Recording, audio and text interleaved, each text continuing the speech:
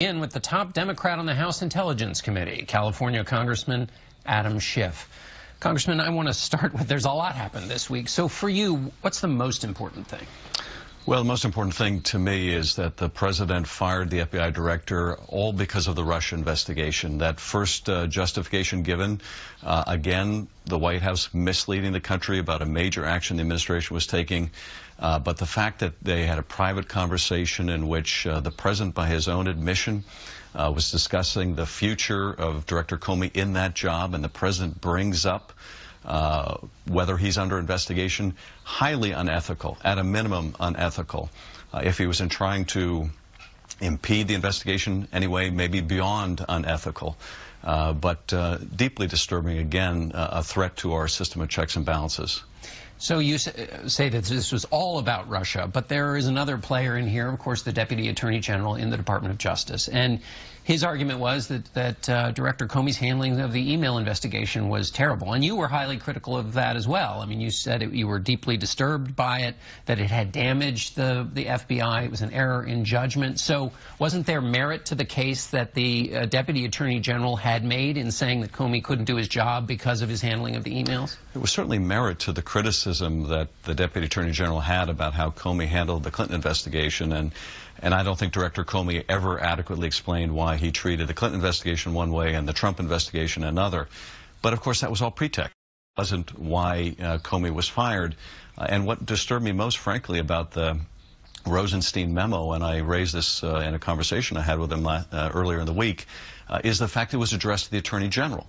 The Attorney General was supposed to have recused himself from anything involving Russia. And here he is recommending the firing of the top cop doing the Russia investigation in clear violation of what he, the Attorney General, had committed to doing. And now we have the Attorney General participating in the interview of new directors of the FBI, underscoring, I think, yet again, how imperative it is we have an independent counsel. You say misleading from the president. So do you think that Deputy Attorney General Rosenstein and the Attorney General Sessions are in on the misleading? Well, certainly, I think the Attorney General should have played no role. So the violation there is having a hand in how the investigation is going to be run.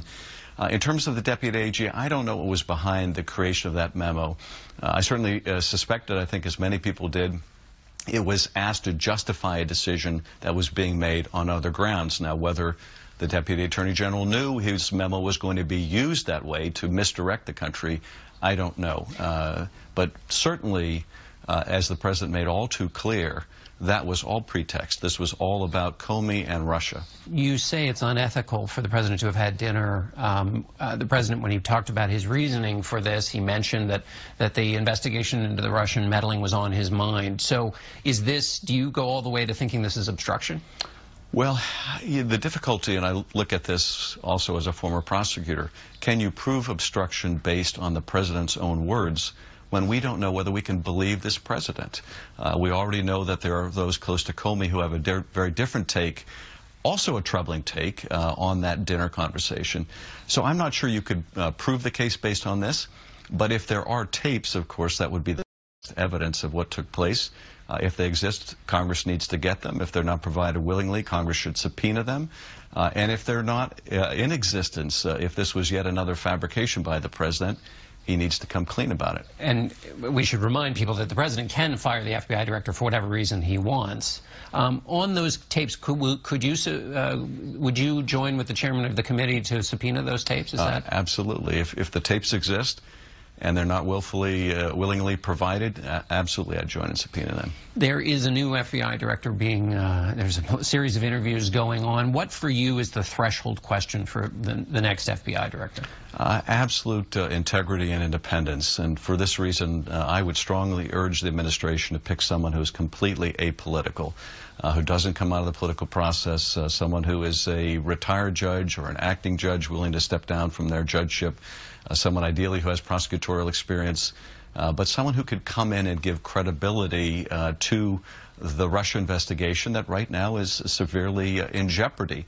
One of the, I think, heightened responsibilities we're going to have in the House Intelligence Committee is making sure that whoever comes in, this investigation by the Bureau goes on unimpeded, because The FBI has a reach that neither our committee nor the Senate committee has. They've got agents all over the globe.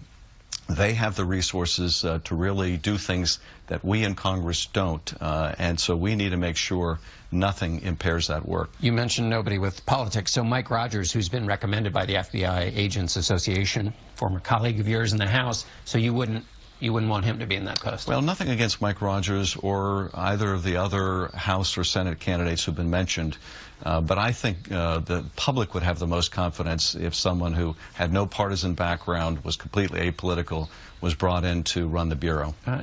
Attorney General Sessions has recused himself from the investigation into Russia, but he is a part of the FBI director choice. Does that bother you at all? It does bother me, and I think it also underscores, both why we need a special prosecutor, but also if he plays any role in the interviewing of the director, he needs to absent himself from any discussion of the Russia investigation. And it's hard to imagine, how do you interview someone for a new director without talking about how they would handle and how they would restore confidence, public confidence in that investigation. All right, Congressman Schiff, thank you so much for being with us. Thanks, John.